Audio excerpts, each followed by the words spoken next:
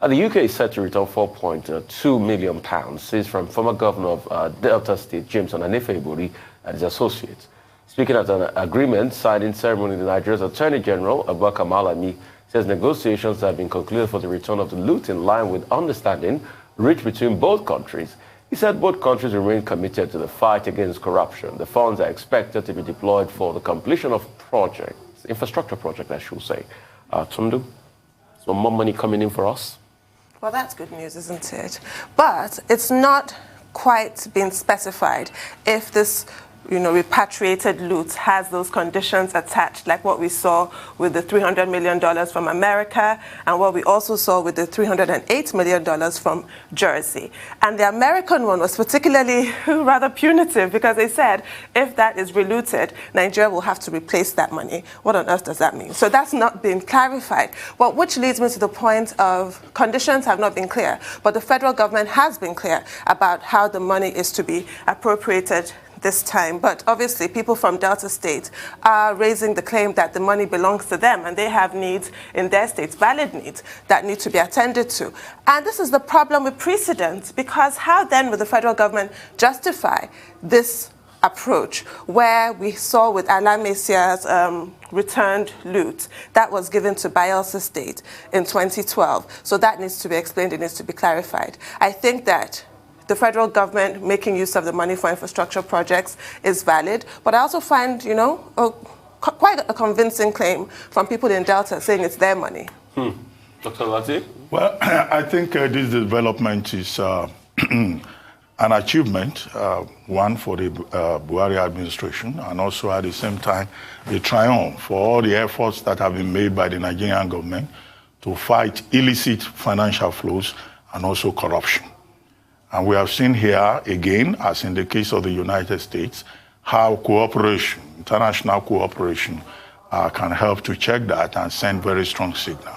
Yes, you are right. Katrina Lang, the UK High Commissioner to Nigeria, did not attach any conditions. What she said very clearly is that the message has to be clear to everybody that the United Kingdom cannot be a destination for illicit funds or looted funds from any part of the world. And in this regard, I think we have to commend the United Kingdom for keeping to that particular policy. And all the Nigerians and all the council that took part in that negotiation that led to the signing of that memorandum of understanding yesterday. What we've been told is that this particular amount, 1.2 million pounds, which is about 2.4 billion naira, will be released in a matter of weeks. And that will be the first tranche, which means that there is more money coming. Now, what has caused the controversy around this money is the Attorney General of the Federation saying that the money will be handed over to the NSIA, the National Sovereign Investment Authority, whose CEO will be joining us shortly, to do three things: the second Niger Bridge, the Lagos-Ibadan Expressway, and the Abuja-Kano Expressway. And that is what has led to big controversy with the people of Delta State saying, look, this money, looted as it is labeled, was looted from Delta State, and that the appropriate place to return the money to is Delta State. And that position has been supported by many senior counsel, including Femi Falana, SAN, including Professor Ishe Sage, SAN, who incidentally I think is from Delta State, but he was also making a point of law. And the argument, the counter-argument by Malami SAN is that, look, this negotiation was done by the federal government. It is state to state. It's between national to national, not between subnational and a sovereign power. And that to that extent, the framework that they have in place means that the money will go to the federal government.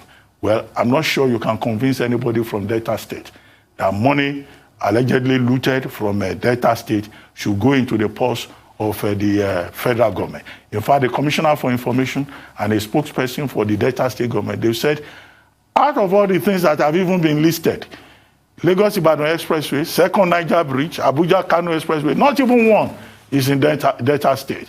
And the demand of the Delta State government is that at best, the federal government should take 20% out of it for its efforts. But there is a precedent, talking about precedent. You recall that when a certain $15 million was said to have been money to be given as bribe to the former EFCC chairman, Nuhu Ribadu. Now, and the then chairman of the EFCC announced that there was an attempt by James Ibori to bribe him. The matter became, okay, the money, when it is to be returned, who shall it be returned to? Now, at that time, the Delta State government went all the way to court and asked that, look, this 15 million naira, dollars that you say is a bribe, just send it back to Delta State from where it was taken. Now, the matter went to court. The case is EFCC versus Delta State government. Now, what the judge ruled at the time, Justice Gabriel Kolawole, as it then was that, look, Delta State government was supporting Ibori, and that the Delta State government did not have any moral right to ask that $15 million be returned to the coffers of the state. And that was how the Delta State government forfeited that $15 million to the federal government of Nigeria. However, I think this time around, the only advice will be that if the Delta State government is insisting that that money belongs to it, then the appropriate response will be for the Delta State government to go to court again. And that's the advice that all the senior counsel that they have offered. Let's go to court, go and test the law in court. Maybe perhaps you'll be able to get this particular money that you say belongs to you. But on top of all of this, the man at the center of the storm, James Ibori, he hasn't commented directly on this, but you recall that when he came back in 2017, his community, the Ogara community, they had a big reception for him.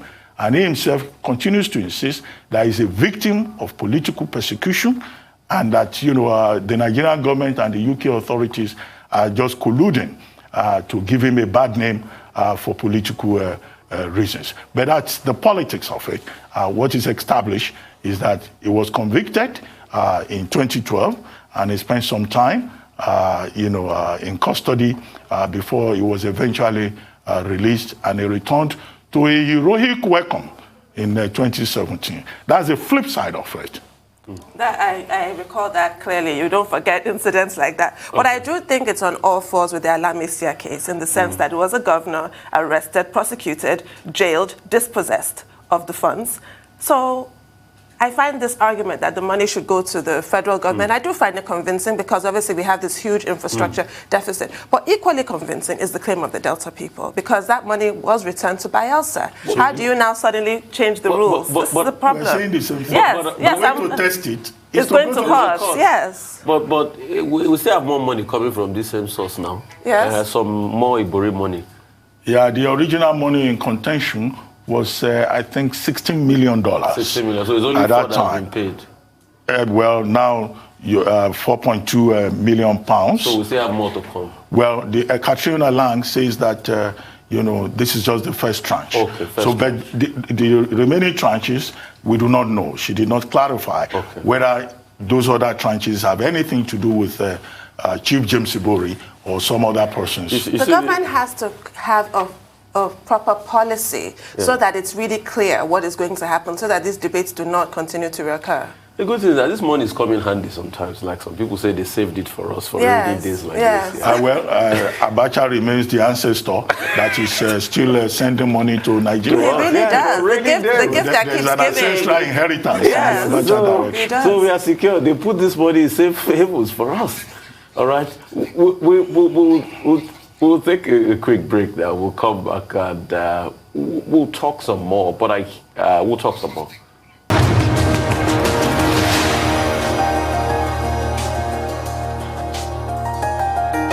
Welcome back to the morning show right here in the Rise News channel. Moving on to business update now. Michael Wilson joins us from London. Michael, great to have you. Good morning. Yeah, good morning. Really, a sort of return back to general torpidity, I suppose, is the way to look at it over the markets.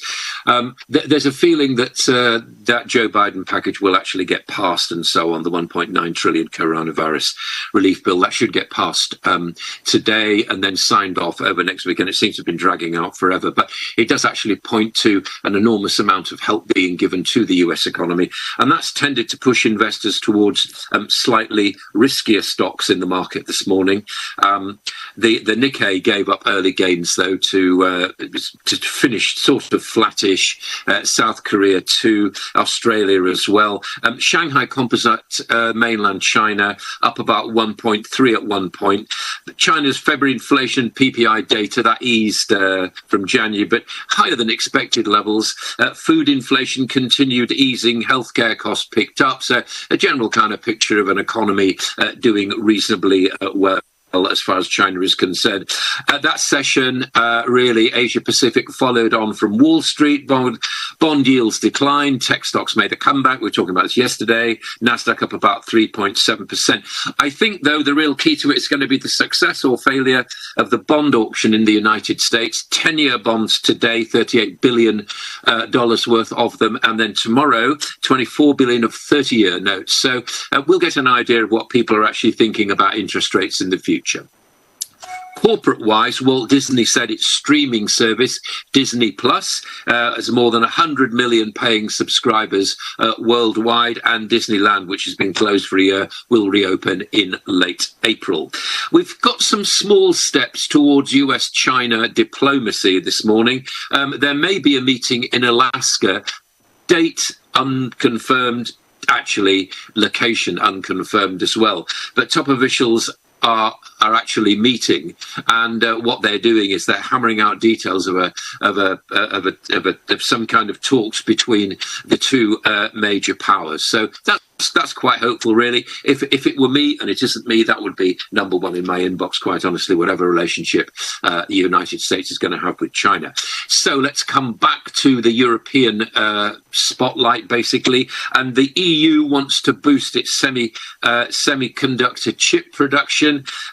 They've used in almost electronic devices, as you know, from brake sensors to mobile phones and all the rest of it. However, the EU represents less than 10% of global production of these stocks. So amid this kind of global shortage of semiconductors, as well as tensions between the United States and China, obviously the bloc believes it's time to improve its digital sovereignty, as its people put it. Our ambition is that by 2030, the production of cutting-edge and sustainable semiconductors in Europe will be at least 30% of world production.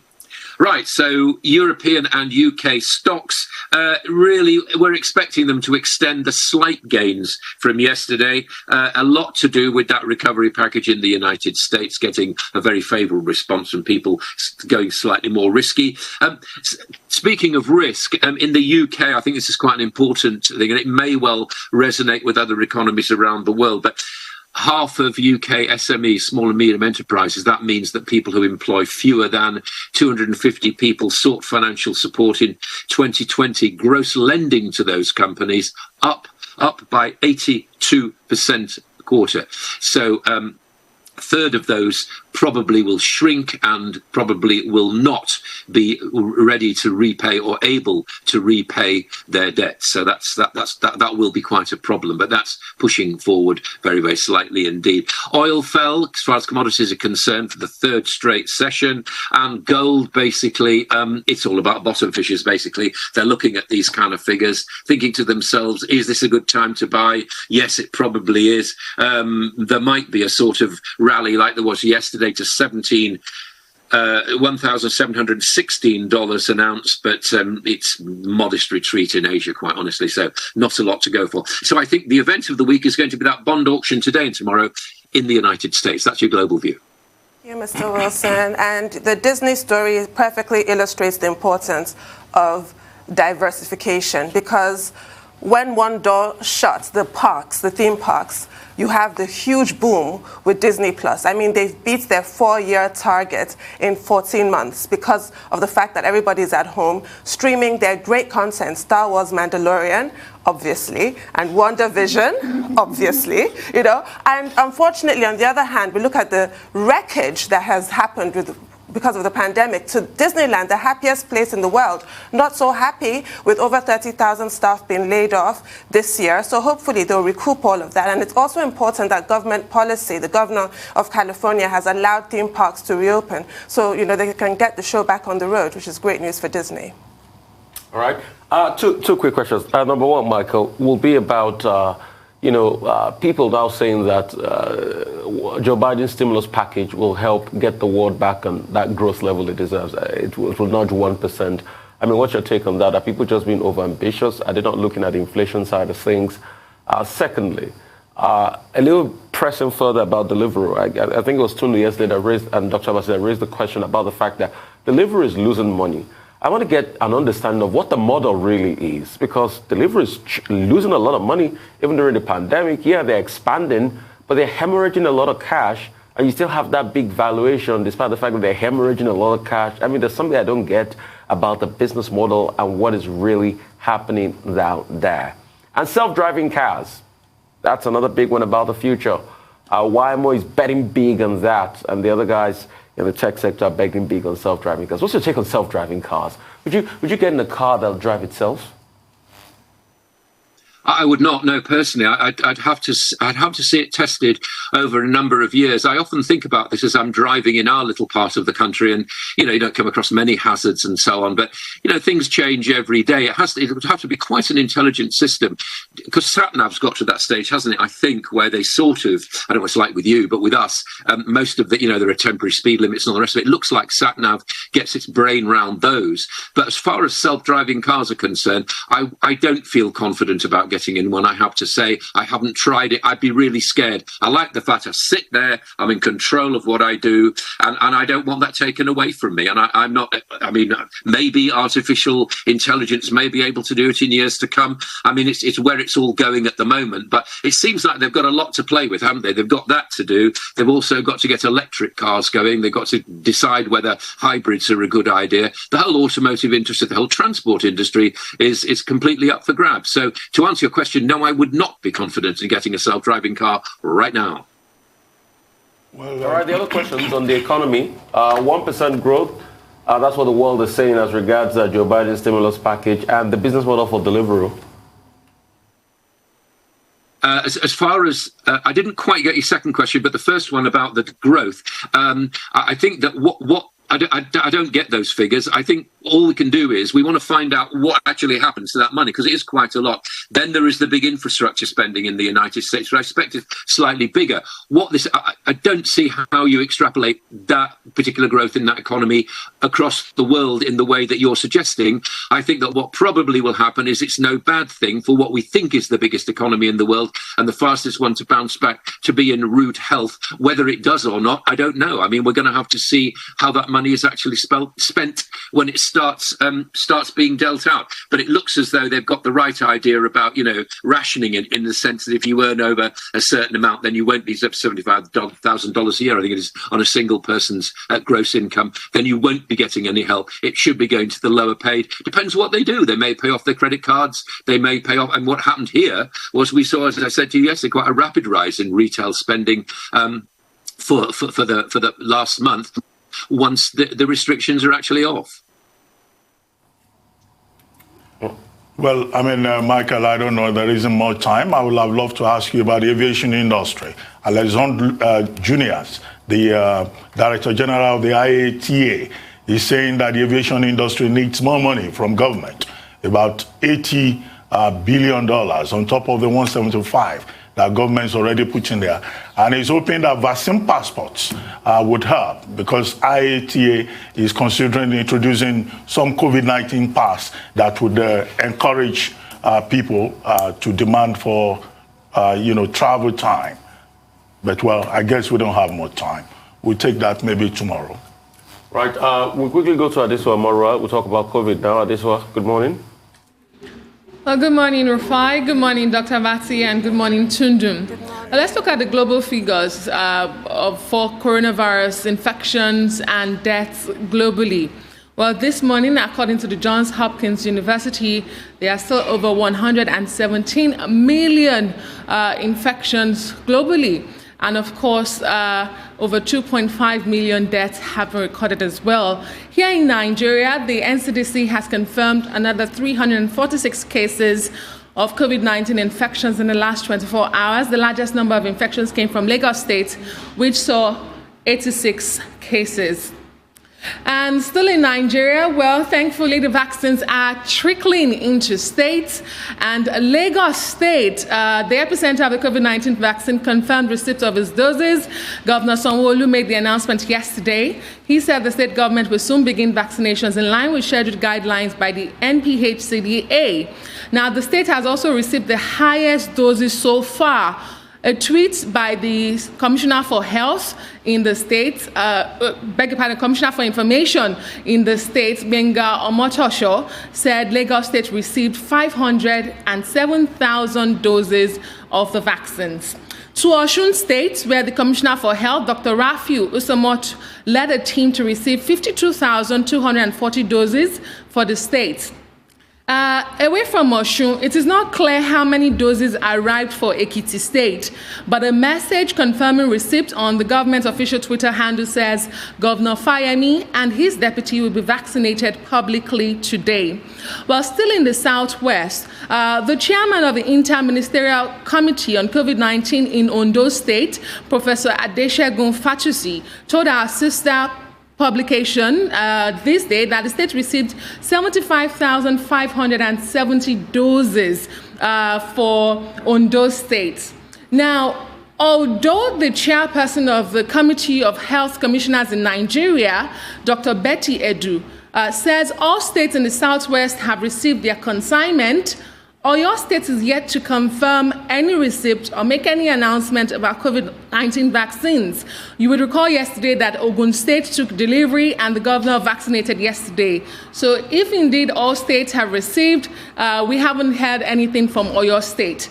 Away from the Southwest, in north-central Nigeria, Kwara State also confirmed receiving doses of the vaccine. The consignment arrived at the Ilorin Airport at 8:30 p.m. and was received by the Permanent Secretary, Ministry of Health in the state, Dr. Anyila. Well, in the Northeast, UNICEF Nigeria was the one who confirmed the arrival of vaccines to Borno State in Northeast Nigeria. Exactly, there you have it. The exact doses that was received by Borno is also unknown, but you recall that Borno State was one of those on the list I showed you yesterday that had met all criteria to receive vaccines. In the northwest of Nigeria, Kano State received the second highest doses. Kano State received 209,520 doses confirmed for Kano State. It was received by the State Commissioner for Health. And also in the northwest, in Kaduna State, Governor Nasiru El-Rufai confirmed that the state received 180,000 doses. Finally, health officials in the nation's capital, FCT Abuja, confirmed receiving 219,800 doses. We expect to see more states receive and announce their consignment. However, it is important that we also get transparent information and equitable distribution as this vaccination commences across the country. Away from Nigeria, very quickly to China, where the country has become the first country, one of the first countries in the world to issue a virus passport. Now, the digital certificate, before I see you want to take a break. We'll go on a quick break. We'll come back to you. Thank you.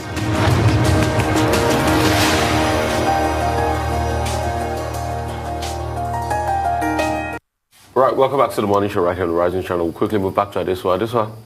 Thank you, Rufai. So I was just saying that about 10 states, including the Federal Capital Territory, Abuja, have received their consignment of the COVID-19 vaccines from the federal government. And away from Nigeria, I was also telling you that China has become one of the first countries in the world to issue a vaccine passport, or virus passport is what it's called. The digital certificate, which shows a user's vaccination status and their virus test results, is available for Chinese citizens via a program on Chinese social media WeChat. It's also available in paper form.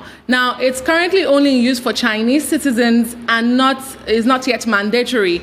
However, there are no information on which countries China is working with to get the certificate recognized when Chinese citizens go overseas. This is coming barely days after the WHO cautioned against vaccine passport for international travel, raising numerous concerns, including ethical considerations, because coronavirus vaccines are not easily available globally. Of the WHO, which I think needs to be stressed, is that even when you have an immune passport or a vaccine passport, and it is assumed that you may have developed antibodies for the virus, that it is no guarantee that you cannot be reinfected. WHO is also of the view that when serological tests are conducted, they only give you an indication of the rate of infection within the population, but it's no guarantee that you can't get reinfected. And as a result of that, WHO is saying that, in fact, these vaccine passports could even become a vector, a catalyst for greater transmission of the virus. And I think the various countries should listen to that. In the EU, they're talking about green pass in countries like Denmark. Israel already has something they call a vaccine badge. The US, the UK, they've been talking about it also. So how safe it is. And in China and elsewhere, one major concern is about privacy. Because if you are going to use the app will indicate your health status, it will indicate your location. And the big concern is that not a case of the state monitoring your movement, even if it is in the face of a pandemic? As for Nigeria, yes, I think it's enheartening to see that the distribution process is apace, is going on very well. We hope that those other states that have not met the conditions outlined by the MPHCDA will do so very quickly. But a number of issues. The Director General of the MPHCDA had cause to point out that the vaccine that is being distributed in Nigeria is the same that is available in other parts of the world, AstraZeneca, and that there is no such thing as vaccines that have been specially made for African countries. And I guess that's a way of addressing the fears of some people who are saying, well, they will wait and see. If there is no reaction in some people, then they will take it. But they need to do a lot more. The second issue is accountability, monitoring and accountability. Now, yesterday, I tried to bring up that issue.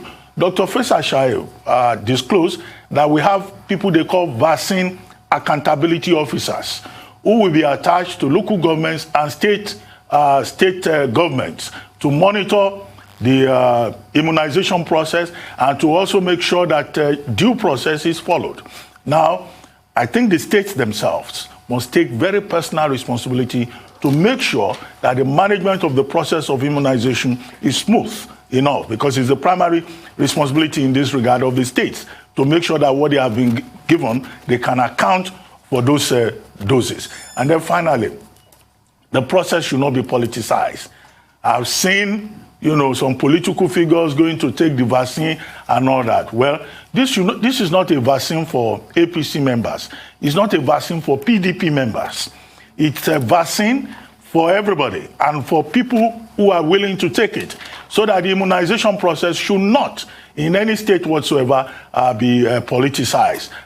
Because you know Nigeria, you know the way things go. And finally, I saw a story front page of This Day this morning about the CBN, Central Bank of Nigeria, disbursing 253.54 million grant for COVID-19 vaccine research, and that about 5 researchers, have been shortlisted out of over 200 that applied. And this is to encourage research and development. Well, maybe this should have happened much earlier.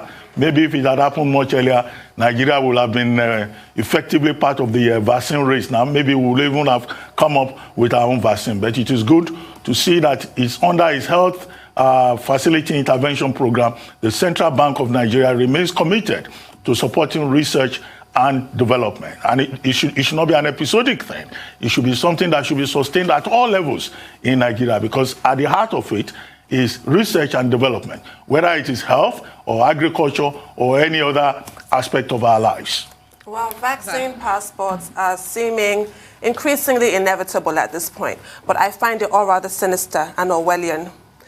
Very uncomfortable with it, because even in America, you have the airline industry lobbying the Biden administration to come up with a standardized vaccine passport. And that's another issue. If there is no standardized passport, different countries, different regions can sort of request or demand different levels of information, and further infringements of privacy are going to occur. And I don't know, I'm not happy with the idea at all, but it's looking like it's an idea that I'm going to have to get used to, because it appears that there's no way around this. But what are your thoughts on the vaccine passport? Well, Tunde, I totally agree with you. And it sounds like a recipe for confusion. If you're going to have different vaccine passports from different regions of the world and different countries, it's chaos about to happen. But I also agree that countries have to be careful after spending so much resources, human capacity in beating the virus. They have to be careful not to fall back, and allow importation of cases, especially as we have variants across the world. So it's dicey. Are the passports, should they come into place, and how do we ensure that it's not chaos we're about to breed on our hands? And this one, for me, it's sad that we've gone this way, but I said it a couple of weeks ago that this was the way the world was. This was the way the world was going to go in the end with vaccine passports. And when you go the way of vaccine passport, you throw the baby away with the bathwater. Italy is talking about a third wave. Professor Whitty in the UK, he's talking about another third wave. Because you see, we all think the vaccine will be the silver bullet, but increasingly with mutations and what is happening in Brazil, it's beginning to get obvious to all of us that the vaccines will not be the silver bullet. You see, the end of coronavirus will probably be, we'll get to a point in the world, just like the first Spanish influenza happened, that the viruses will out-mutate themselves and they will die off. That'll probably be, the final solution to this. And that might be a long while away because the viruses are still mutating. Vaccine passport will give us false assurance.